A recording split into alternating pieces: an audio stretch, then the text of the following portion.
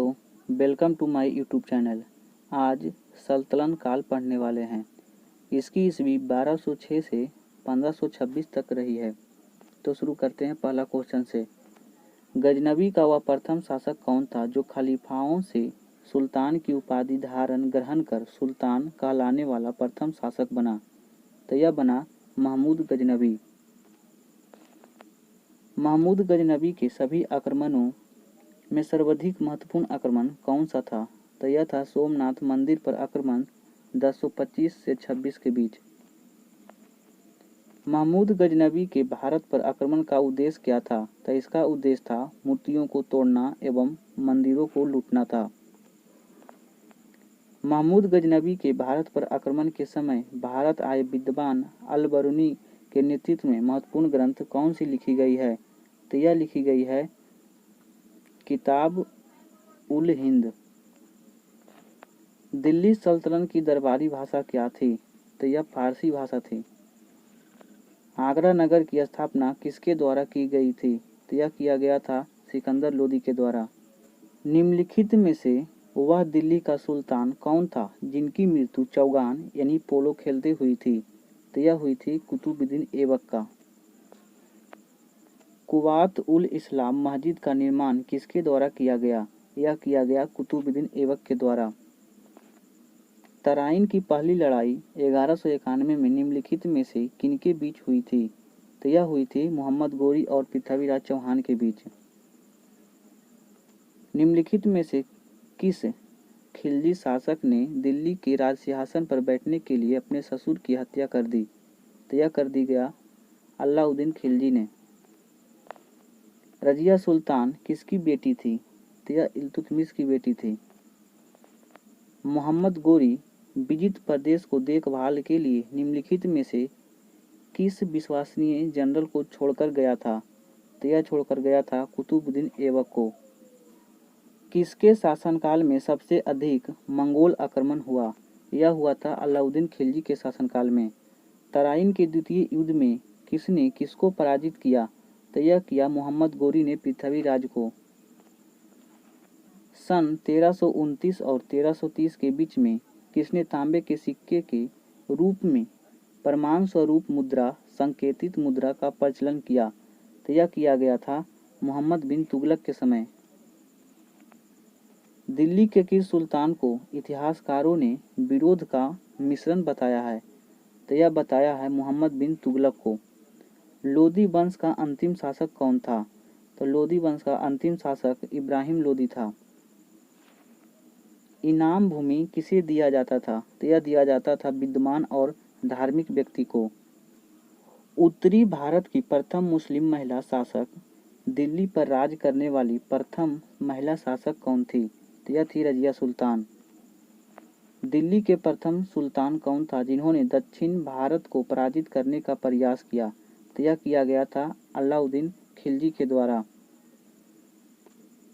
यात्री Ibn Battuta कहाँ से आए थे? तो यह आए थे मोरक्को से। भारत का प्रथम तुर्क आक्रमण करने वाला था? तो यह था महमूद गजनबी। निम्नलिखित में से कौन अपने को मुक्त किशन यानी मूर्ति भंजक कहता था? तो यह कहता था महमूद गजनबी। महमूद गजनबी ने कौन सी उपाधि धारण किया था? तो यह किया था यामीन उद दौला। इसका मतलब साम्राज्य का दाहिना हाथ। यामीन उल मिल्लत यानी मुसलमानों का रक्षक। ए और बी दोनों। महमूद गजनबी ने भारत को प्रथम आक्रमण किस राज्य के विरुद्ध किया था? तो यह किया था हिंदू शाही यानी ब्राह्मण शाही के विरुद्ध। हिंदू शाही राज्य की राजधानी कहाँ थी? तो इसकी राजधानी वहिंद थी। महमूद गजनबी का भारत में अंतिम आक्रमण किसके विरुद्ध हुआ था? तो यह हुआ था जाट से। हिंदू शाही राज्य का कौन सा शासक तुर्कों से बार बार पराजित होने के कारण आत्महत्या कर लिया? यह कर लिया जयपाल। महमूद गजनी किस वंश का था? तो यह था यामनी वंश का। महमूद गजनबी के साथ भारत आने वाला इतिहासकारों ने कौन शामिल नहीं था? तो यह शामिल नहीं था शाहनामा का लेखक फिरदौसी, जबकि किताब उल हिंद के लेखक अल-बरूनी, तारीख ए यामनी के लेखक उतबी और तारीख ए सूतगिन के लेखक बैहाकी शामिल थे। महमूद गजनबी के आक्रमण के परिणाम स्वरूप कौन सा शहर फारसी संस्कृत का केंद्र बन गया? यह बन गया था लाहौर। निम्नलिखित में से किसने ढोल के तेज आवाज के साथ एक महिला का अपने पति के चिता के साथ स्वतः को जला लेने का दृश्य का भयानक चित्रण किया है? तो यह किया है इब्न बतूता ने। भारत में मुस्लिम राज के संस्थापक किसे माना जाता है? यह माना जाता है मोहम्मद गोरी को। किसने इक्तादारी प्रथा चलाई? तो यह चलाई गई इल्तुतमिश के द्वारा। लाख बख्श के नाम से जाना जाने वाला भारतीय शासक कौन था? तो यह शासक था कुतुबुद्दीन ऐबक। 13वीं सदी में सेना का सर्वोच्च अधिकारी होता था? तो यह होता था खान। भारत में गुलाम वंश के संस्थापक किसे माना जाता है? कुतुबुद्दीन ऐबक को। कुतुब मीनार के कार्य को किसने पूरा कराया? तो यह कराया इल्तुतमिश ने। निम्नलिखित में से दिल्ली का पहला तुगलक सुल्तान कौन था? तो यह सुल्तान था गयासुद्दीन तुगलक। पंजाब के हिंदू शाही राजवंश को किसने स्थापित किया? तो यह किया था कल्लर ने। वह रोमन सम्राट अगस्त की भांति सावधान था कि वह दूसरों की तरह शक्तिशाली ना लगे और दूसरों के स्तर से अधिक ना लगे। यह संदर्भ किसका है? तो यह है बहलोल लोदी का। अल-बरूनी किसके शासनकाल में इतिहासकार था? तो यह था महमूद गजनबी के शासनकाल में। निजामुद्दीन औलिया को सूफी संत कहा जाता था। मलिक कफूर को 1000 दिनार भी कहलाता है। अलाउद्दीन खिलजी नियंत्रण दाम या राशन की शुरुआत की। जलालउद्दीन फिरोज खिलजी दास राजवंश को उखाड़ फेंका। निम्नलिखित में से कौन सा शासक गुलाम वंश से संबंधित है? यह है इल्तुतमिश। दक्षिण अफ्रीकी यात्री इब्न बतूता किसके शासनकाल में भारत आया था? यह आया था मोहम्मद बिन तुगलक के शासनकाल में। महमूद गजनबी ने भारत पर कितनी बार आक्रमण किया है? 17 बार। किसने अपने आप को खलीफा घोषित किया था? तो यह किया था मुबारक शाह खिलजी ने। लोदी वंश के संस्थापक कौन थे? तो यह थे बहलोल लोदी। भारतीय इतिहास में बाजार नियमों मूल नियंत्रण पद्धति की शुरुआत किसने की थी? तो यह की थी अलाउद्दीन खिलजी ने। राज संबंधों में उलेमा के दखल का विरोध किस सुल्तान ने किया था? तो यह किया गया था अलाउद्दीन खिलजी ने। अल-बरूनी द्वारा रचित पुस्तक किताब उल हिंद या तारीख उल हिंद में किन विषयों की समीक्षा की गई है? तो यह किया गया है भारतीय गणित, भारतीय इतिहास, भूगोल, खगोल विज्ञान, दर्शन यानी सभी को। अल-बरूनी का पूरा नाम क्या था? तो यह नाम था अबू हैरन मुहम्मद। अल-बरूनी के अनुसार अत्यंज यानी चतुर वर्ण के नीचे का वर्ग शामिल था। तो यह शामिल था धोबी, मोची, जादूगर, डालिया या डाल बनाने वाला, नाविक, मछुआ और जुलाह यानी एबी दोनों। 11वीं सदी में भारत का दर्पण किसे कहा गया है? तो यह कहा गया है किताब उल हिंद को। बहिंद का युद्ध 1008 से 9 के बीच निम्नलिखित में से किसके बीच लड़ा गया था? तो यह लड़ा गया था महमूद गजनबी और आनंद पाल के बीच। दिल्ली सल्तनत का प्रथम सुल्तान कौन था जिसने अस्थायी सेना रखी थी? तो यह रखी गई थी अलाउद्दीन खिलजी के द्वारा। सुल्तान अलाउद्दीन खिलजी के बवात के संबंध में निम्नलिखित कथनों पर विचार करें। अलाउद्दीन खिलजी ने अनाज के दाम को नियत किया। अलाउद्दीन खिलजी पहला सुल्तान था जिसने सैनिक को नगद वेतन दिया। अलाउद्दीन खिलजी के शासनकाल में किसानों द्वारा दिए गए भू राजस्व का अंश फसल के आधे तक बढ़ा दिया गया था। तो इसका सही आंसर होगा सभी। दिल्ली के निम्नलिखित सुल्तानों में से किसने तैमूर शासक मिर्जा शाहरुख के अधिराज में आना स्वीकार किया? तो यह किया था खिज्र खां सैयद ने। निम्न में से कौन सा गुलरुखी के उपनाम से कविताएं लिखा करता था? तो यह लिखा करता था सिकंदर लोदी। निम्न में से कौन सा कथन रजिया सुल्तान के संबंध में असत्य है? पहला, इल्तुतमिश ने वंशानुगत राजवंश स्थापित करने की कोशिश की और पुत्रों को अयोग्यता के कारण रजिया को उत्तराधिकार मनोनीत किया। 1236 में जनता के सक्रिय सहयोग से रजिया सुल्तान दिल्ली की सुल्तान बनी। उसने हबशी सरदार मलिक याकुन को नयाब मलिकात के पद पर नियुक्त किया। रजिया ने सर्वप्रथम तुर्क सामंत वर्ग की शक्ति को सुदृढ़ता प्रदान करने की कोशिश की और गैर तुर्की शासक वर्ग से शक्तिहीन बना दिया। तो इसका सही आंसर है ऑप्शन नंबर डी गलत है। निम्न में से कौन सा कथन बलबन के संबंध में असत्य है? उसने 40 दल चलगानी से संबंधित सामंतों को दमन किया। कानून एवं व्यवस्था की बहाली के लिए उन्हें लौ एवं रक्त की नीति अपनाई। उसने केंद्रीय सैन्य विभाग दीवान-ए-अर्ज की स्थापना किया। यह इनमें से कोई नहीं। तो इसका सही आंसर है इनमें से कोई नहीं। दिल्ली पर शासन करने वाला निम्न राजवंशों का सही क्रम क्या है? तो इसका सही क्रम है गुलाम वंश, खिलजी वंश, फिर तुगलक वंश, फिर सैयद वंश, फिर लोदी वंश, यानी option number B. Mohammad Ghori के आक्रमणों का निम्न में से कौन सा परिणाम नहीं हुआ था? पंजाब से लेकर बंगाल तक फिर से उत्तरी भारत एक केंद्रीय सत्ता के अधीन हो गया। भू राजस्व से प्राप्त आर्थिक साधन अब प्रत्यक्ष रूप से शासक के हाथों में केंद्रित हो गया। उत्तरी भारत में एक नागरीय क्रांति का सूत्रपात हुआ। यह इनमें से कोई नहीं। तो यह सही आंसर है पहला गलत है। तुर्क द्वारा राजपूतों को पराजित करने के लिए निम्न में से कौन सा कारण था?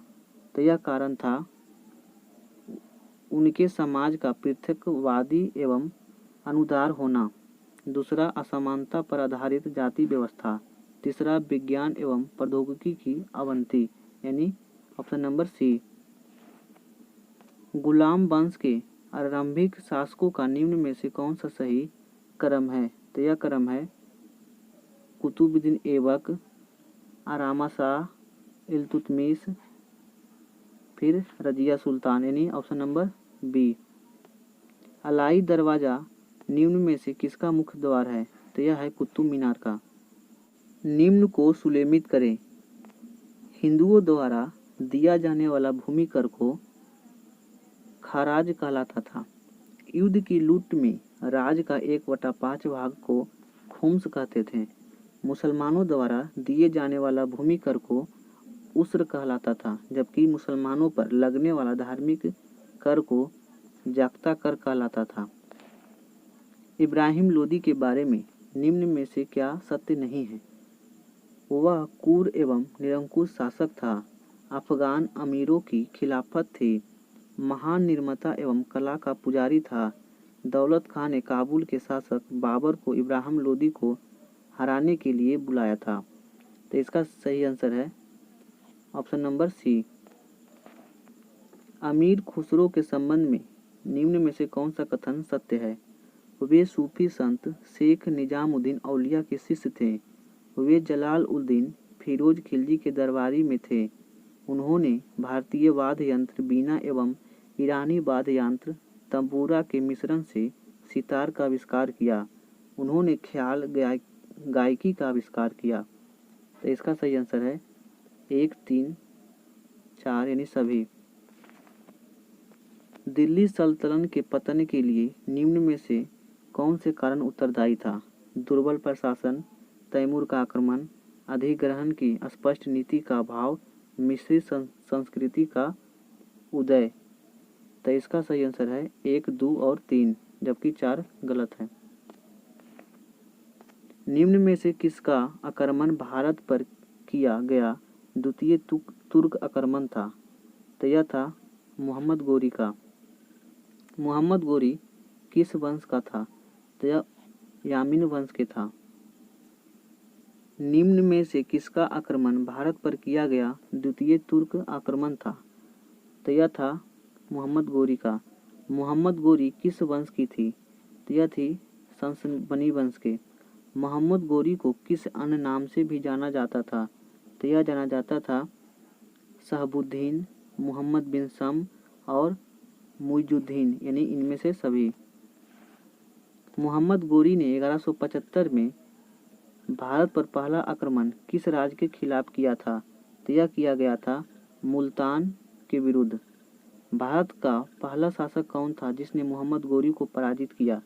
तो यह पराजित किया गया सोलंकी शासक भीम द्वितीय के द्वारा। मोहम्मद गोरी पृथ्वीराज चौहान के बीच विवाद का मूल कारण क्या था? तो इसका मूल कारण था भटिंडा का।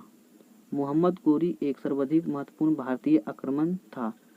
तो यह था तराइन के द्वितीय युद्ध में।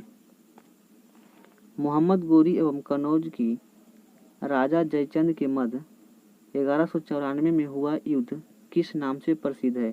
तो यह प्रसिद्ध है चंदवारा के युद्ध से। मोहम्मद गोरी का अंतिम आक्रमण किसके विरुद्ध हुआ था? तो यह हुआ था पंजाब के शेखर के विरुद्ध। तराइन का द्वितीय युद्ध ऐसा निर्णायक युद्ध समझाना चाहिए जिसने भारत पर मुसलमानों को आधारभूत सफलता निश्चित कर दिया। बाद में होने वाला आक्रमण के परिणाम मात्र थे। यह कथन किसका है? तो यह कथन है V.A. सीमत का। मोहम्मद गोरी के किस सेनापति ने बिहार विजय 1202 से 3, बंगाल विजय 1204 और 5 में असम पर आक्रमण 1206 में किया था? तो यह किया गया था कुतुबुद्दीन ऐबक के द्वारा। भारत में मुस्लिम राज के संस्थापक मोहम्मद गोरी को माना जाता है, परंतु भारत में स्वतंत्र मुस्लिम राज का संस्थापक किसे माना जाता है? तो यह माना जाता है कुतुबुद्दीन ऐबक को। अलाउद्दीन खिलजी के आक्रमण के समय देवगिरी के शासक कौन था? तो देवगिरी के शासक था रामचंद्र देव। जब उसने राजस्व प्राप्त किया तो वह शरियत के नियमों और आदेशों को पूर्णतः स्वतंत्र था। बर्नी ने यह कथन किस सुल्तान के लिए कहा है? तो यह कहा है अलाउद्दीन खिलजी के लिए। सल्तनत काल में भू राजस्व का सर्वोच्चतम ग्रामीण अधिकारी था। तो यह अधिकारी था चौधरी। तैमूर के आक्रमण के बाद भारत में किस वंश का स्थापित हो गया? तो यह हो गया सैयद वंश का। निम्नलिखित में से किस सुल्तान के दरबार में सबसे अधिक गुलाम थे? तो यह गुलाम रहते थे सबसे अधिक फिरोज शाह तुगलक के दरबार में। निम्नलिखित में से किस सुल्तान ने बेरोजगारों को रोजगार दिया? तो यह दिया गया फिरोज शाह तुगलक के काल में। निम्नलिखित में से किस सुल्तान ने फलों को गुणवत्ता सुधारने के लिए उपाय किया था? तो यह किया गया था फिरोज शाह तुगलक के शासनकाल में। नालंदा विश्वविद्यालय के विनाश का कारण क्या था? तो इसका कारण था मुसलमान। तबकात ए नासरी के लेखक कौन था? तो इनके लेखक हैं मिनहाज उस सिराज। अलाई दरवाजा का निर्माण किस सुल्तान ने करवाया था? तो यह करवाया था अलाउद्दीन खिलजी ने। कुतुबुद्दीन ऐबक की राजधानी थी, तो इसकी राजधानी थी लाहौर।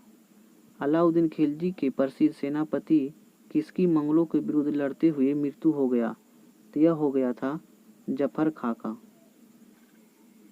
निम्नलिखित में से कौन भूमि उत्पाद पर लगने वाले करों को इंगित करता है? खराज, खुम्स, उस्र और मुक्ताई। तो यह करता है खराज, उस्र और मुक्ताई, यानी ऑप्शन नंबर डी। तुगलकनामा के रचनाकार कौन है? तो इनके रचनाकार है अमीर खुसरो। भारत में मोहम्मद गोरी ने किसको प्रथम अख्ता प्रदान किया था? तो यह किया था कुतुबुद्दीन ऐबक को। किस सुल्तान के काल में खालिसा भूमि को अधिक पैमाने पर विकसित किया गया? तो यह किया गया अलाउद्दीन खिलजी के समय। सल्तनत काल में सिक्के, टाका, संसगनी एवं जीतल किन धातुओं के बने थे? तो यह धातु थे चांदी और तांबा। अमीर को ही यानी कृषि विभाग नामक एक नया विभाग किस सुल्तान द्वारा शुरू किया गया था? तो यह किया गया था मोहम्मद बिन तुगलक के काल में। अमीर खुसरो ने किसके विकास में अग्रगामी की भूमिका निभाई थी? तो यह निभाई थी खाड़ी बोली में। तैमूर लंग ने किसके शासनकाल में भारत पर आक्रमण किया था? तो यह किया था नसीर उद्दीन मोहम्मद तुगलक के काल में। सल्तनत काल में दो प्रमुख मुद्राओं का पता निम्नलिखित कूट से है: दाम, जीतल, रुपया और टाका। तो यह है 2 और 4। भारत में पोलो खेल का प्रचलन किया गया तुर्कों द्वारा। किसने एक तरफ संस्कृत मुद्रा लेख के साथ चांदी के सिक्के निर्गत किए थे? तो यह किए थे महमूद गजनबी ने। अलाउद्दीन खिलजी निम्न सेनाध्यक्षों में से कौन सा तुगलक वंश का प्रथम सुल्तान बना? तो यह बना गाजी मलिक। जावाबित थे, तो जावाबित एक राज कानून थे। निम्न में से किस राजवंश के अंतर्गत बिजारत का चरमोत्कर्ष पर हुआ? तो यह हुआ था तुगलक के समय।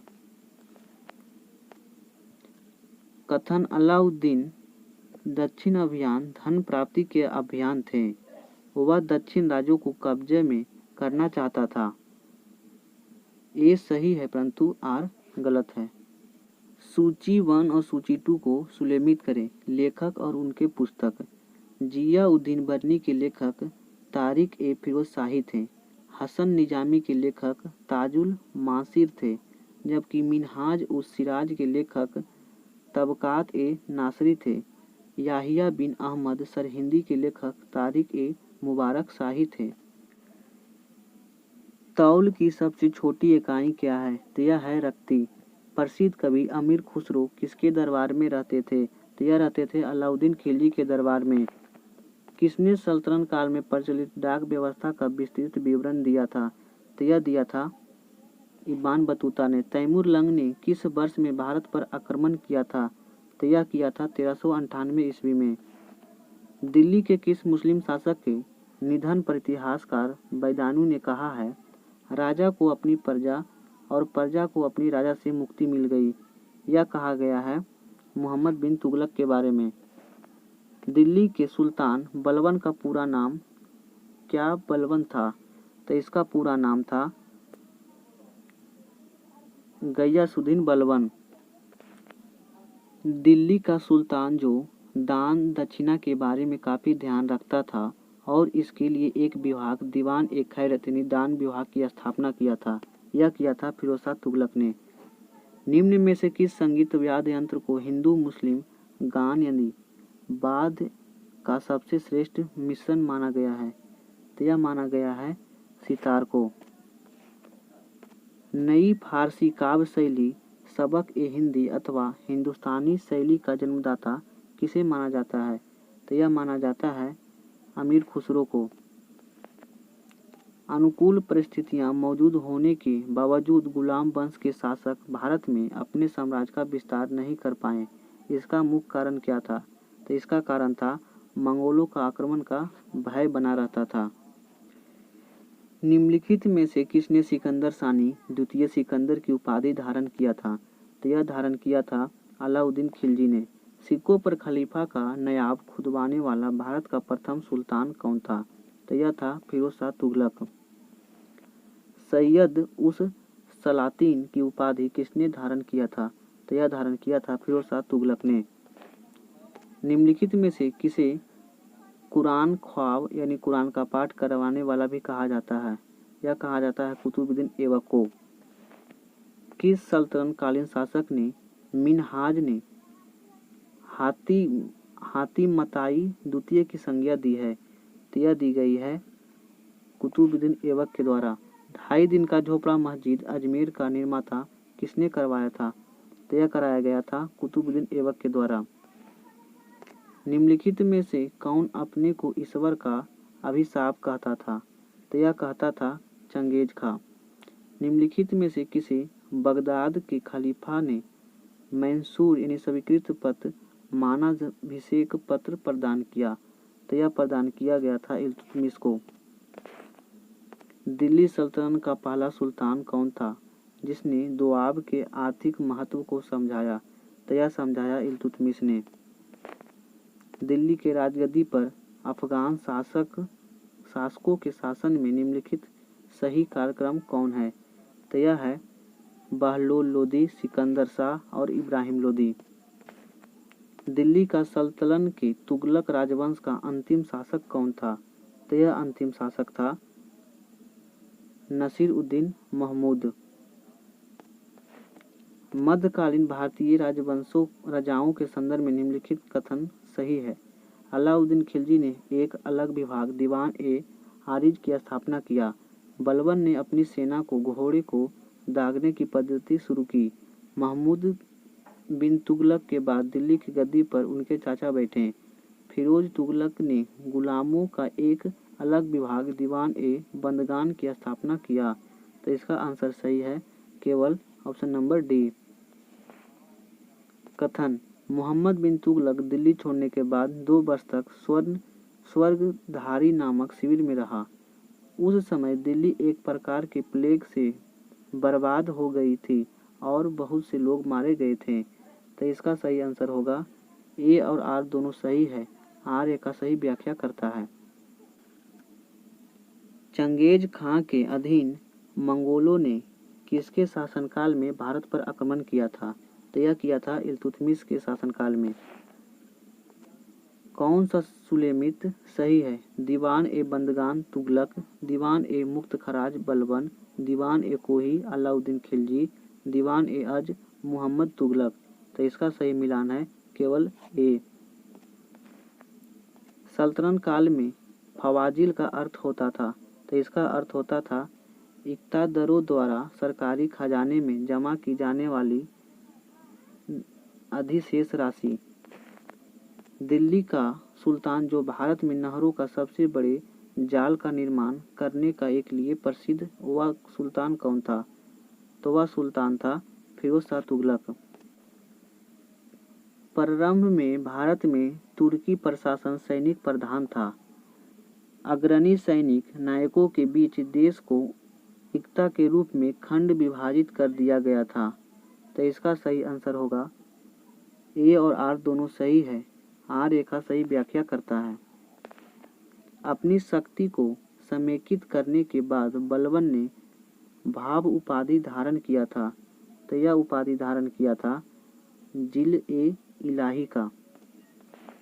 निम्नलिखित में से किसने भारत का सबसे पुराना मकबरा नसीरुद्दीन महमूद का मकबरा सुल्तानगढ़ी दिल्ली का निर्माण करवाया और मकबरा निर्माण शैली का जन्मदाता होने का गौरव पाया, तो यह पाया गया इल्तुतमिश को। इल्तुतमिश द्वारा बनाया गया अतारकिन का दरवाज़ा जो अकबर के बुलंद दरवाज़ा का प्रेरणा स्रोत बना है, वह स्थित है नगौर, जोधपुर, राजस्थान में। किसने 40 तुर्की सरदारों को लेकर तुर्कान ए चिलगानी या 40 दल का गठन किया था, तो यह गठन किया था इल्तुतमिश ने। निम्नलिखित में से कौन राज दरबार में बलबन का सर्वप्रमुख प्रतिद्वंदी था, तो यह प्रतिद्वंदी था इमाउद्दीन रैहान। निम्नलिखित में से किसने चिलगानी या 40 दल का पूर्णतः सफाया कर दिया, यह सफाया कर दिया बलबन ने। किसके राजकाल में लखनऊती यानी बंगाल की राजधानी को तुगरिल खां का विरोध और दमन हुआ, यह दमन हुआ बलबन के समय। बलबन ने वित्त विभाग दीवान ए विजारत से अलग कर एक पृथक संस्था के रूप में सैन्य विभाग दीवान ए आरिज की स्थापना की, जिसका उद्देश्य था, तो इसका उद्देश्य था आंतरिक विद्रोहों को दमन करना और मंगोलों आक्रमणों को रोकना, यानी ए और बी दोनों सही। किसके राज दरबार में सिजदा यानी घुटनों पर बैठकर शीश नवाना एवं पबोस यानी पाव को चूमना यह परिपाटी चलाई गई थी, यह चलाई गई थी बलबन के काल में। बलबन ने अपने को कुलीन साबित करने के लिए शाहनामा में वर्णित किस प्रसिद्ध तुर्की योद्धा का वंशज होने का दावा किया है? तो यह दावा किया है अफरसियाब का।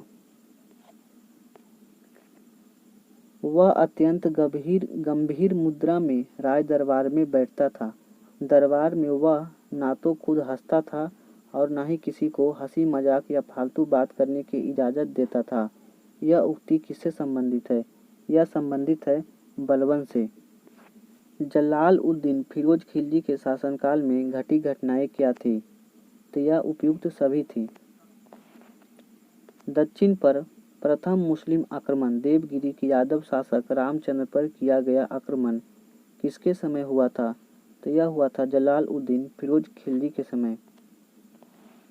राजकीय व्यय से संबंधित विभाग दीवान ए वाकूफ सिजरित करने का श्रेय दिल्ली के किस सुल्तान को है? तो यह सुल्तान था जलाल फिरोज खिलजी। अलाउद्दीन खिलजी का मूल नाम क्या था? तो इसका नाम था अली गुरसप्पा। अलाउद्दीन खिलजी के सेनापतियों के नेतृत्व में गुजरात विजय अभियान के क्रम में खंभात से किस खरीदा गया जिसने बाद में दक्षिण भारत पर विजय के लिए नेतृत्व किया? यह किया गया था मलिक कफूर को। मलिक कफूर को 1000 दिनार कहा गया क्योंकि उसे 1000 दिनार में खरीदा गया था। अलाउद्दीन खिलजी के समय मलिक कफूर के नेतृत्व में दक्षिण अभियान 1307 से 1312 में किया गया। इस अभियान में पराजित राज्यों का क्रम था। तो यह क्रम था देवगिरी, बरांगल, होयसल और मैदुरा। अलाउद्दीन खिलजी ने कहाँ के शासक को 6 महीने तक राजधानी दिल्ली में रखा?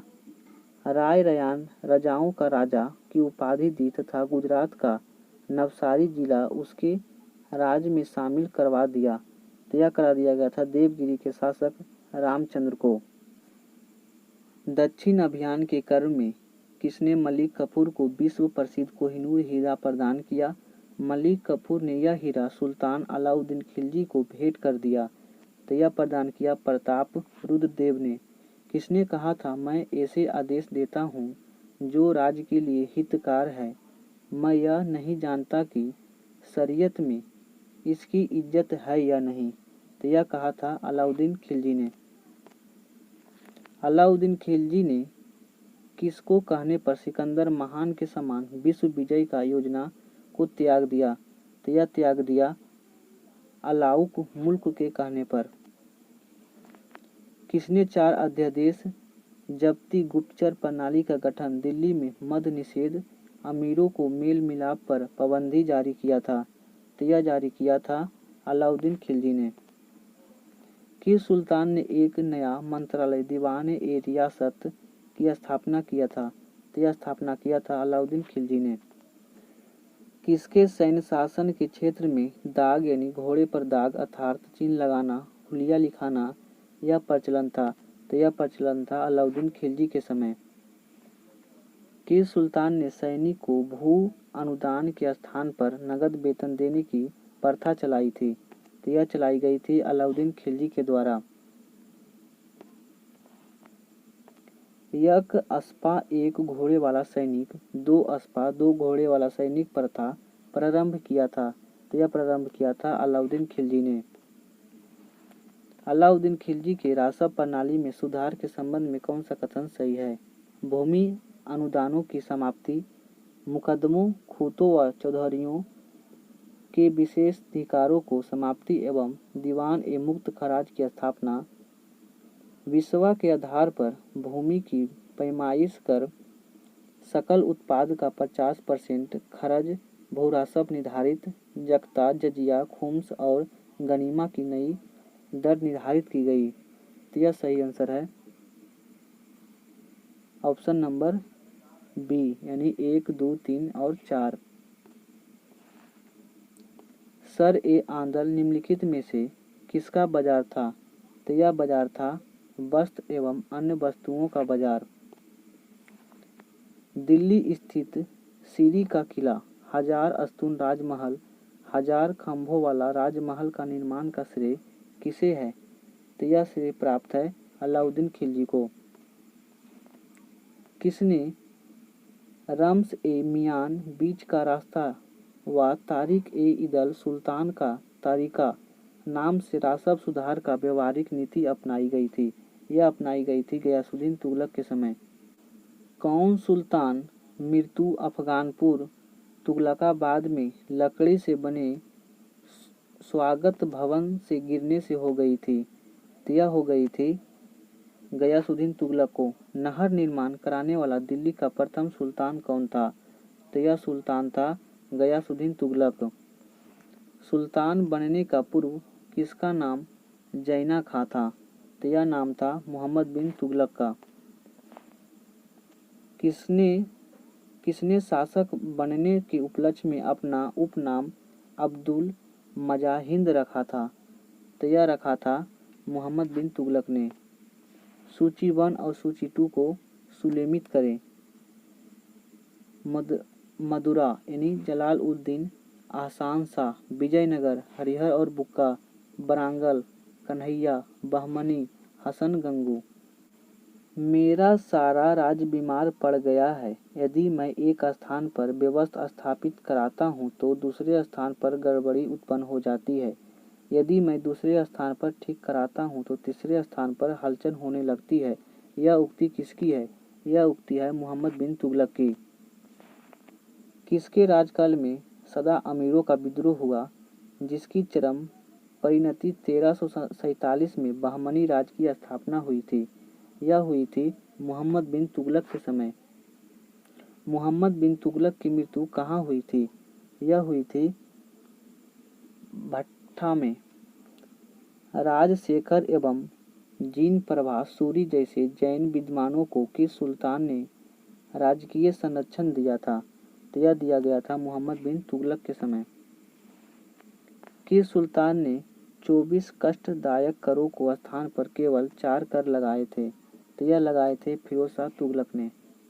निम्नलिखित में से किसने सेना को नगद वेतन देने की व्यवस्था समाप्त कर वजह भूमि कर वसूलने का अधिकार या इतलाक धनादेश के लिए मात्र माध्यम के वेतन भुगतान का उद्देश्य दिया?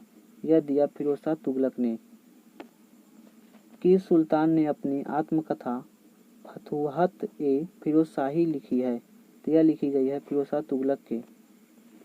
किस सुल्तान ने हासिल ए सर्ब हक ए सब सिंचाई कर नामक एक नया कर लगाया था? तो यह लगाया था फिरोज शाह तुगलक ने। फिरोज शाह तुगलक द्वारा स्थापित दार उल सफा क्या था? तो यह एक खैरती अस्पताल था।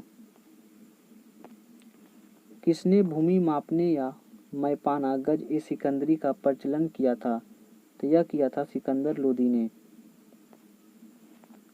किस मुस्लिम शासक ने सिक्कों पर देवी लक्ष्मी की आकृति बनी है? तो यह बनी है मोहम्मद गौरी के शासनकाल में। रजिया बेगम को सत्ता युक्त करने का किसका हाथ था? तो यह हाथ था तुर्कों को। प्रसिद्ध यात्री इब्न बतूता के विषय में निम्नलिखित कथनों पर विचार कीजिए। वह मोरक्को के यात्री थे। 14वीं सदी में इस उपमहाद्वीपों में यात्रा करते हुए अपने कुताब उल हिंद की अपने अनुभवों का वर्णन किया है। वह चीन में दिल्ली के सुल्तान के दूत के रूप में भेजा गया था। तो 1 और 3 सही है जबकि 2 गलत हैं। दिल्ली के किस सुल्तान ने ब्राह्मणों पर जजिया कर लगाया था? तो यह लगाया गया था फिरोज शाह तुगलक के द्वारा। चंगेज खान का मूल नाम क्या था? तो इसका नाम था तेमुचीन।